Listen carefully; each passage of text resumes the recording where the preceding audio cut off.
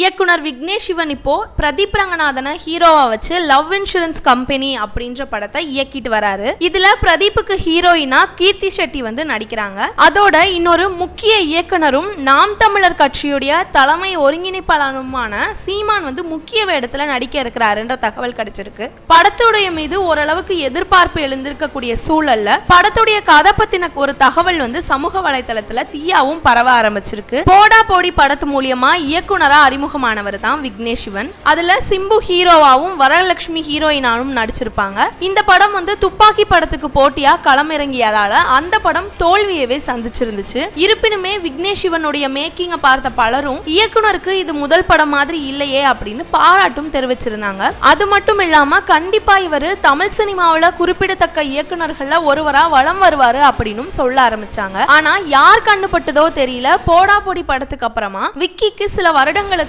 சினிமாவில இயக்கிறதுக்கான வாய்ப்புகள் எதுவுமே கிடைக்கல. இருந்தாலுமே தன்னோட நம்பிக்கையை கைவிடாம தனக்கு கிடைச்ச வேலைகளை எல்லாமே சினிமால செஞ்சுட்டு இருந்தாரு. பாடல்கள் எழுதுறது, படத்துக்கு போஸ்டர் செய்யறதுன்ற மாதிரியான சினிமாவிலேயே தன்னை என்கேஜிங்கா வச்சுக்கிட்டு இருந்தாரு. அப்போ போஸ்டர் செய்யறது மூலியமா நடிகர் தனுஷுக்கு அறிமுகமாகி இருக்காரு. அந்த அறிமுகத்தோட அடிப்படையில நானூறு ரவுடிதான் அப்படின்ற படத்தை தனுஷ் தயாரிக்க முன் வந்திருக்காரு.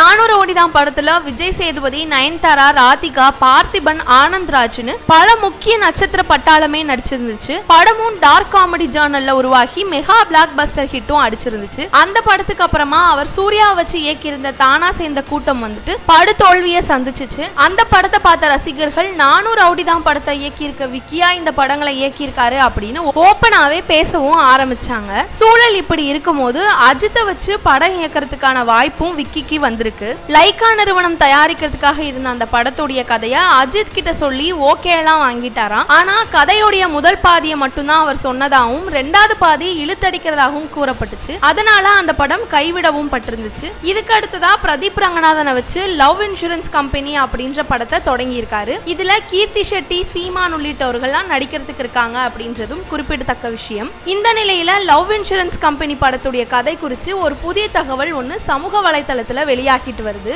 அதாவது மகனும் தந்தையும் எதிர்காலத்துல ஒரே பொண்ணை காதலிக்கிற மாதிரியான கதையை விக்கி அமைச்சிருக்கிறதா சொல்லப்படுது. இந்த படத்துல பிரதீப் ரங்கநாதனுக்கு சீமான் வந்து தந்தையா நடிக்கிறாரு அப்படின்ற ஒரு தகவலும் ஓடிட்டு இருக்குன்றது குறிப்பிடத்தக்கது. இது மாதிரியான சினிமா அப்டேட்ஸ் தெரிஞ்சுக்கிறதுக்கு மறக்காம தமிழ் ரிப்போர்ட்ஸ் சேனலை சப்ஸ்கிரைப் பண்ணிக்கோங்க. அப்படியே இந்த வீடியோக்கு ஒரு லைக் பண்ணிட்டு உங்களுடைய கருத்துக்களை மறக்காம கமெண்ட் செக்ஷன்ல பதிவிட்டுருங்க. நன்றி.